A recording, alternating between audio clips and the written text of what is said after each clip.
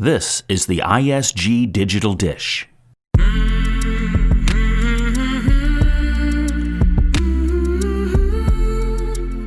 Hi, everybody. Welcome to the Digital Dish. I'm Lois Coatney, and I lead the development of a new collaboration platform. I'm Jeanne Cuff. I implement tools to help customers understand their digital environment.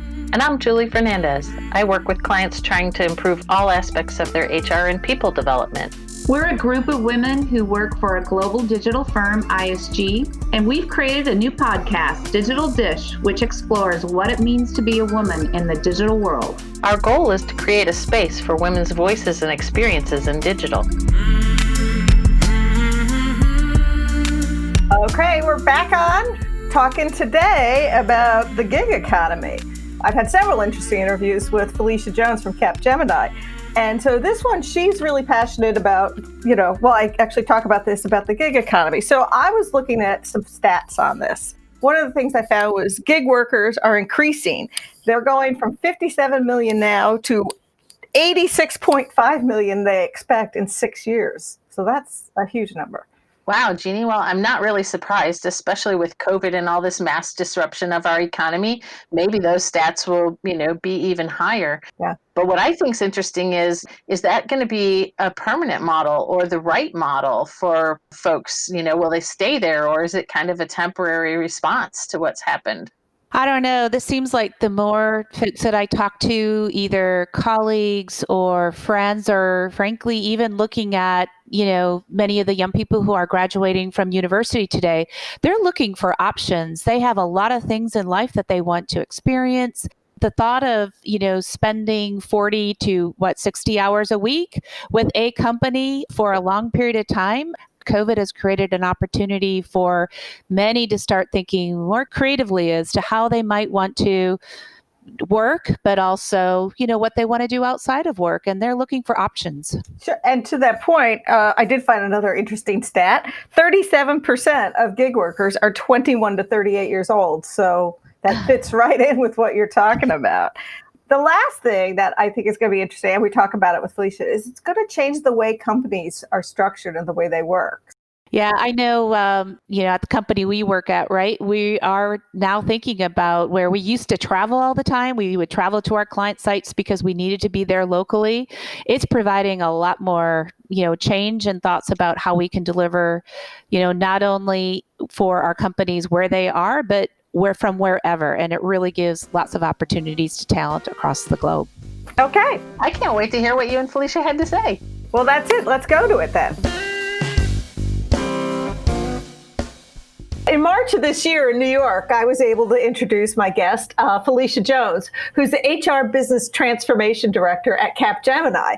I interviewed her during the ISG Future Workplace Summit, and we talked about shared services and future workplace. But since then, as we all know, things have changed. And at the end of the conversation, I had asked Felicia, I said, what was something you're interested in going forward? And she said, the gig economy. Well, here we are, a couple months into COVID-19, Black Lives Matter protests and a recession. So I decided to revisit this with Felicia. So thank you, Felicia. Thanks for joining. Thank you very much for having me. It's great seeing you again or hearing you again. So I just thought, let's talk about some of the changes from 4 to 5 years ago. First, I want to say, a lot of people think of gig economy is just Uber and Lyft drivers. Yeah. But the short list, I did some research on this, and it's coders, recruiters, AI developers, blockchain architecture, robotics, ethical hacking, cryptocurrency, Amazon Web Services, Lambda coding, Instagram influencer, Nomad health providers, Up Counsel, Talkspace, consulting and programming. Wow. So I think there's a lot to talk about. There is. So let's talk about how we got to this space. What I think has happened over the course of time, if we think back to our parents, it was about, having stability, having that job, staying with the company for the long haul, right? Right. And as generations progress, things become different. And I think that is what we're seeing with the type of workers and what employees want, and actually not employees, but what people want and how they want to work. And as a result of that, we're in a gig economy where it's not about being with an organization for years and years. It's not about, I want to move up the chain with this particular company. It's not about the benefits, but it's about having the flexibility, making what matters to you most, putting that at the forefront of how we do things. So, we went from, as a part of that, staying with an organization, that stability, organizations were bringing in temporary workers, right, to be able to help backfill some of that. But now it's moving more towards the workers are in charge and say, I want to work for this particular amount of time and I want to be paid for that work. And sometimes they want to be paid that day, right?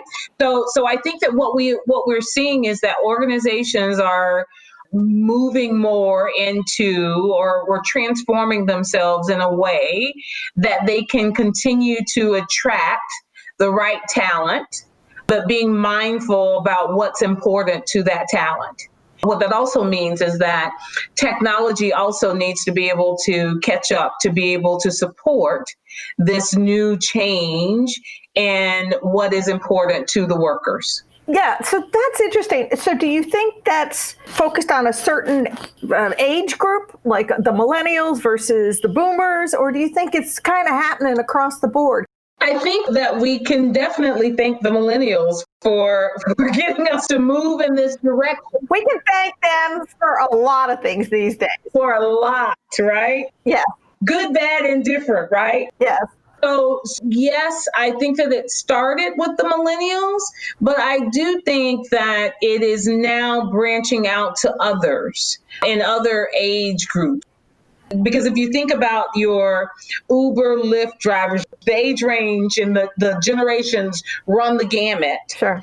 But I think it's even more than just the Uber, Lyft, as you had mentioned, and that this is catching on.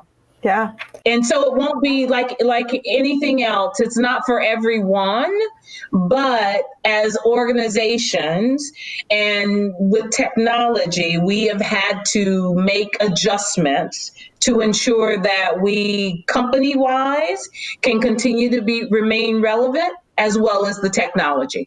So this gets me to my next question, really, about how do you think the gig economy is going to affect the workplace? How do you see this playing out? Yes, we're going to need technology, but how do you think it's going to restructure a lot of the ways people work? I think that what this will allow is that you'll see some of the things that you saw in the past around more job share. I think that we'll see more around people being able to buddy up to fill a particular role. So I think that that's part of it. But I also think that organizations will find that the benefit piece will shift as well. So you may be making a little bit more per hour, but because of the way that it's structured and you're doing this job share, the benefits component or the bonus component may look different if it may not even exist, right? Well, that's a challenge, right? Yeah. That to me is the biggest challenge on the gig work. I agree. Yeah. So do you think it'll push us more towards a change in the way benefits are structured? I think that could definitely be something that's on the horizon. Because if you think about other countries and how the benefits are structured and that the country basically covers everyone, which is unlike what we have here in the US. Right. And we may be moving more towards something very similar to that because people want what they want, right? When it comes to work and work-life balance. And again, we're moving towards, in some aspects, not everyone, more of that work-life balance. And you want to continue to have the right talent or the best talent And so we're going to have to do something different. Yeah. So it'll be very interesting to see where we are, let's just say 2 years from now, as this whole gig economy becomes even more mature, to what are going to be the asks within HR organizations, within country leadership around these particular things. So when we're talking gig, you have a pretty clear set of services versus digital. Like I feel like there's clearly when I read that list, I'm looking at, okay, we have Uber and Lyft drivers and we have Talkspace, consulting, things like that. But we also have coders and AI developers and blockchains from a digital perspective. Do you think there's a hierarchy in the gig economy, like this, especially as it grows? Do you feel like there's an advantage for one over the other? I think we'll see that, how it actually pans out. Right now, from my vantage point, it's not one that is superseding the other. As I said, I think that we're still in the infancy. We're moving up to be a toddler in this particular area, right? So we'll continue to see how things mature. But right now, I would say that it's not one thing over the other. So there's two things here that I'm thinking about. One is the acceleration due to the recession, and the other one is digital enablement. Mm-hmm. It's going to be interesting to see how those play out. Yeah. So when it comes to that, I think digital enablement piece is definitely going to escalate, right, or increase, right? Because if you think about it, everything is moving to digital. So I'll give you an example of a reason why. If we think about COVID-19, so let's back up to when you and I first met in March and in New York. Yeah, in New York, and 2 days later they were shutting down the city, right? Right. Let's go back a little bit further than that. I mean, if you go back to February, you go into a store, no one was, first of all, you could go into the store, right? Right. Not even talking about without a mask, with the mask, but you also would be able to pay with cash, with your credit cards. But just think about it. If we did not have a digital way to be able to make payments at this point in where we are, oh yeah, where would we be? Because people are right now, I mean, for lunch today, I went to grab a salad and my mom, I was on the phone with my mom, and she says, so are they taking cash there? And I was thinking, well, I don't know, but I wouldn't want to pay with cash or receive cash back, right? But you keep your dirty money. Yes, keep your dirty money, exactly. But so digital has played, continues to play a role in how we operate on a day in, day out basis, and sometimes we're not even aware of how digital that we've become, right? Right. So I expect nothing less than an increased digital experience around everything that we do, and the way that we operate as employees, workers of companies, and our day-to-day lives, how we interact. And I think that the developers will continue to get better and introducing things that are even more easily accessed in that space. Yeah. I remember talking to my kids and saying you don't have to know how to code, but you do know how to use an app and develop requirements for an app. Exactly. Because everything's going to be app driven. I didn't expect it to accelerate to this point. No. But I think there's going to be more and more of that going on. So it'll be more, it'll be interesting to see how, you remember the Susan B. Anthony dollar and how that's the $2 bill, right? Yeah, the $2 coin. The $2 coin, yeah. No one really has those anymore, right? So let's see what happens to cash, period. Yeah. Right. You end your day, you swipe your phone, and voila, there's my money, right? There's my pay for the day, right? Yeah. Wow. So When we're talking about the gig economy and organizations, and I know I kind of asked this, and with the changes and stuff, which ones do you see really taking off in the next year or two? Which gig type work, do you see as something that's really going to go, and which ones are going to crash and burn? So let's start with crash and burn, or will slow down. I think that some of the shared rides, they've already started to slow down. Oh. I don't know if they'll crash and burn, but they won't be as popular as they have been. Right. I think. People are staying away. So people will revisit what's a better way to get around at some point. But the areas that I think the coders, of course, will take off. If we're talking about how do we go to that next level digitally, definitely coders taking off. Yeah. Wow. Yeah, I think so too. One of the things that we were talking about when I was talking to my co-hosts, Lois and Julie, about this is they say Google is using gig workers for content management. What do you see as some of the guidelines or concerns that are going to become more important to employers and employees? Like employees may be saying, okay, I want more benefits. You can pay me less, but I want some benefit, even if I'm a gig worker. Whereas the employers are going to say, this is what's important to us, to make a commitment or something like that. I don't know. What's your thought on that? Yeah, when I think about employees, I wouldn't say when it comes to benefits, I think that they will want more benefits, but I don't think that those benefits are your typical medical, whatever. I think it's going to be more flexibility and time off, right? Right. Because again, so going back to that whole work-life balance piece, you can pay me less if I have the flexibility to maybe work 4 days versus 5 days. There are companies that are already doing this with the unlimited vacation sick time policies, right? Right. And what they're doing there is they're making sure that someone doesn't have to try and make sure they take 2 weeks or they're calling out sick because they only had 2 weeks, right?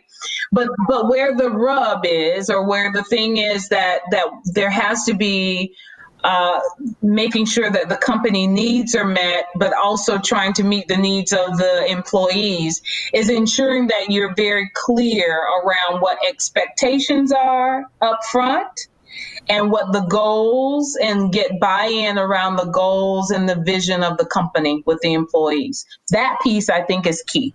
So it's interesting because you got me thinking about something else. Do you feel like gig economy is really going to actually influence the way organizations are run? So they may not be gig workers per se, but because that's their option, they may be influencing organizations to be more flexible. Mm-hmm. Yes. Yeah.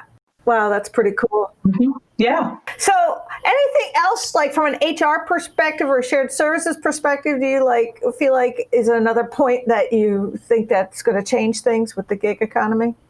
I think that one of the other things that we're going to see, and when it comes to shared services, and we're already seeing it, but I think that it will continue to grow, is that your shared services organizations, especially that tier one, that first point of contact, that you're going to see that there's more virtual agents and more things that will be provided, or avenues, channels for employees to be able to do more self-service, getting the help that you want, whenever you want, from wherever you want. So I think that we are going to see that there's going to continue to be focused on intelligent automation. Ah, there you go. Yeah. Yep. Well, I think that's where we're headed. No, I was just going to say, I think that we're closer than we realize, right? Really? Yeah. Well, let's revisit this in a year. I'm putting you on my calendar. We're going to do this again a year and see where it's going. So yeah, let's see what changes have been made. Felicia, thank you so much. Thank you. Thank you very much. Yes, thanks. Okay, hey Liz. So I can't wait to talk to you about that interview with Felicia that Jeanne did, because it's an area I'm really passionate about as an HR geek myself. Yeah, and I even as an employee and as a leader myself, I took so much out of it. Just how the world around us is changing and how we really need to rethink what we should be doing in our own careers and what we should be thinking about, as well as how organizations should change around us. It was very insightful. Yeah, so I know I called out a few points, or some things I wanted to talk to you about here. And I just felt like the whole thing smacked of, all the different ways that people can interact as part of the workforce. You can be an employee, you could belong to a union, you could be a temp or a contractor for somebody else that's on loan, or freelancers, which is something that she highlighted quite a bit. And I kind of found myself craving, like some data and stats and historical perspective on this, because there was a lot of anecdotal conversation there. So I did a little research. I'll be happy to share with you. Excellent. It sounds like you took your cue from our last episode on data. So good to see that. I did. And I gave myself a little reading assignment. I have to say, I knew of an expert and, a place that I could read up and get some more stats and historical perspective. It would be remiss if I didn't call it out. Jeff Wald, who founded Work Market, which is a freelancer platform that ADP later acquired or bought, wrote a book called The End of Jobs. I think he's actually coming out with another one soon. I read through it. I poured through it this weekend thinking about our outtake here and our discussion, and wanted to share some of the things that called out to me here as I went through and at least got some more perspective on it. Well, the end of jobs is just intriguing in itself. So I know, I'm curious to see what he says.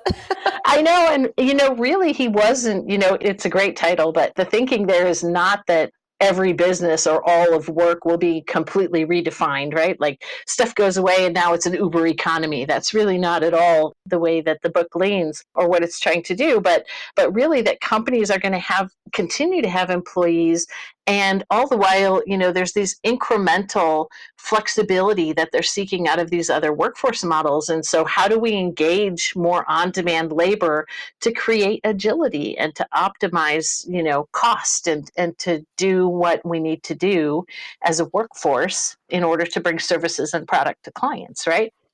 Yeah, well, I find that interesting in thinking about how, there's a whole new generation Z who has their own perspective of how they want to work. And I did a little bit of looking at that too, where they're very focused on a lot more unique ways of working. Their personal time is more important to them, probably more than us who, if we get a week, a year, we're kidding ourselves lucky.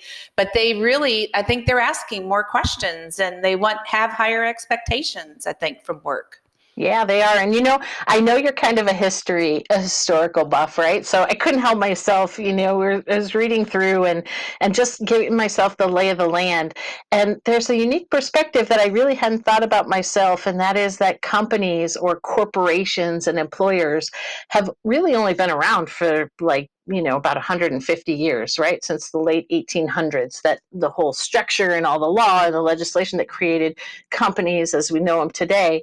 And so, if the average work life is 50 years long, I kind of thought, well, that's like 3 lifetimes, 3 lifetimes of employee-employer dynamics, right? 3 times over, that's about the length of or the span of working for companies. That struck me because it's like, well, it's not that long, right? Yeah, well, as organized, right? If you think about the Industrial Revolution, how that brought a change to how people work, or how, you're right, new laws coming in around, I guess, employee rights. It has gone through some pretty massive cycles. Yeah. You're right. I hadn't thought about it that way. Yeah, for sure. And in fact, when you string that picture together, which, is a picture that I had painted for me when I was reading this weekend, but the corporation kind of was born, there's these new dynamics, and about 1 lifetime later, 50 years later, things are at a pinnacle, and unions, come into play, and regulations like the New Deal and all the social security nets come in, and, and really this social and economic upheaval arises because we're striking a new balance between companies and government and employees. And I think that Felicia mentioned a number of things that coming into the picture that rung a bell in this whole dynamic for me around employers. They assist with taxation. They're involved in taxation. They're involved in benefits and retirement savings and training, and governments, during this period started to bring in Social Security and unemployment and worker safety and disability and all these other safety nets. And that's even less old than the idea of working for a company, right? I mean, it's all that we've known. It's all that I've known is my lifetime, but it really isn't, hasn't always been like that, right? Although companies have been shifting away from some of those, I guess, more expensive benefits like a full retirement. I look back at my history of, how much my health insurance, right, used to be funded for me versus me needing to contribute. So there has been some changes over the past, 30 years? For sure. In fact, in almost every angle that you look at in the employer-employee relationship, we see the onus now shifting back toward the employee.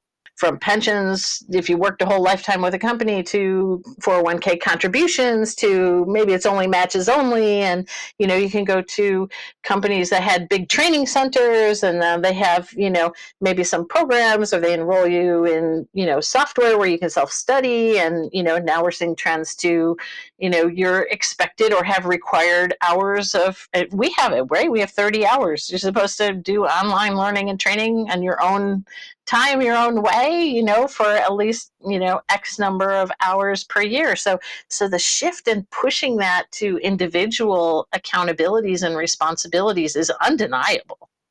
Yeah. It kind of is striking me then where we are today. It feels like we're on this precipice of another huge change then, right? I mean, kind of back to that Generation Z. I mean, I did see they interviewed or they did some surveys. Not only is, their time very important to me, but the other thing that they found, and this was in Fairy Godboss, it's like a career community for women. And they said that women are now really not so worried about how much time they're going to spend with their company. That's not what's the key thing. They feel that they're going to be moving around quite a bit. So that whole thought of, gee, do I have a career with that company? How am I going to invest my time and really focus on that company? That seemed to be a lot less important. And so I almost wonder if it's that kind of new generation, now Generation Z, they're now really starting to get into the workforce now, along with COVID changing how we work. We're all working from home where, there's a lot more, I guess, flexibility or requirement on us to figure out how we work. It really feels like we're at a point in time where things are going to change around us quite substantially. Just like you said, going through another cycle. Yeah, absolutely. And, there's so many things that this recent disruption makes me think about, in just kind of how the workforce already has been trending, the need or the shift to on-demand labor. The recessions hit, or COVID hits, and all of a sudden there's this, kind of dramatic decrease in employees, right? For whatever the reason is. And then, as things get back to business and, life resumes, there are a number of different ways that could evolve. Now we've added to that the remote work environment, which, I don't think anybody thought would be tested and proven, right, as wholesale as it has been. But that's like a whole barrier that we've probably knocked years and years off of, reaching slowly by co-working in shared spaces and WeWork, and maybe there's an office here. Right? All of a sudden, whammy, everybody was, working from home. There's certainly acceleration that's happened there. Well, this is kind of exciting to think about. It almost makes you wonder, what's it going to be like in a year? What's it going to be like in 5 years? This is almost worth a whole nother discussion. I don't know. This is intriguing to me. I mean, even for ourselves who, dare I say, are a little to the later end of our career paths, but for all the people who are coming into the workforce, it would be interesting to know what additional doors this opens and, just what is going to be the options that we can have available to us as an employee. Yeah, I found a few themes, right, that just from, having thought about it quite a bit over the weekend that stuck out in my mind. One is the idea of just, total responsibility, right? A lot of the responsibilities for that caretaking or caregiving that maybe we grew up thinking were part of employment, are decreasing in a way that shifts the onus back on us. Well, I mean, it's either us or it's government, right? That's probably precisely what the economic upheaval is all about, is it, do I have to take responsibility for that? Or, does Uncle Sam have to do that for me? And I'm expecting that from somebody better take care of me. Well, I always knew Social Security was just a hope and a dream, but is that what you're telling me? I don't know what to predict for sure. But you know what? I do think it would be really fun. In fact, I wish I'd have prepared myself, right, to actually think about doing it here right now. But just thinking about, like, what do you think? What is your projection for how things will look 20 years from now? We're in the middle of something big. Nobody really knows what, employment and workforce strategies will look like in the future. I don't know. Do you have any projections right off the cuff, or maybe we should think about another topic, a whole topic? I think we should think about another topic, but you know what? What dawns on me though is, how about we figure out what we think is the right way to go? Maybe not just what might happen out there. I feel that this is a time, and it makes it kind of exciting that we're in this change and we're leaders in this change. And, let's us figure out what might be the right thing to do and see if we can help drive that. Maybe if we get some more voices in this opinion or voices in this topic, we can, kind of start to create our own future. Absolutely. Well, I wish I'd have gotten to this an awful lot sooner, because I will tell you, just a spoiler alert, in the book that I referenced by Jeff Wald, the latter part of his book actually asks a bunch of thought leaders, like I think it's 20 or so prominent leaders, what to predict what they, will find with the workforce of the future looking like, in 2040. And I'm pretty sure there's like a $10 million prize or something for the guy who gets it most right. And I'm like, crap, how come I'm not in on that? I'll give you my best guess of what might happen 20 years from now. So even if we can give $1 million, we could still have a little bit of fun with it. At least I don't have $1 million to give. I don't know. A pizza party might be fun enough. You don't know. I don't know what it is, but it certainly got me thinking, and hopefully gets everyone else thinking too about what's going on and how it affects just our work life. Might change seismically, right? Yeah, it kind of makes me, I think we should do something. Let's come up with something. Let's do that on a future episode and figure out, let's do our predictions. I think that would be great, and interview a bunch of folks. I love it. Sounds great. All right, listen, thanks for spending a bit of time with me on this. It's been fun all the way around. Yeah, and thanks for the note on the book. I think I know what my reading material is going to be this weekend. So thanks for that. There you go. We'll talk to you later. Bye. Bye. Thanks for joining us on ISG Digital Dish. If you like our podcast, subscribe and please rate and review us. Thanks.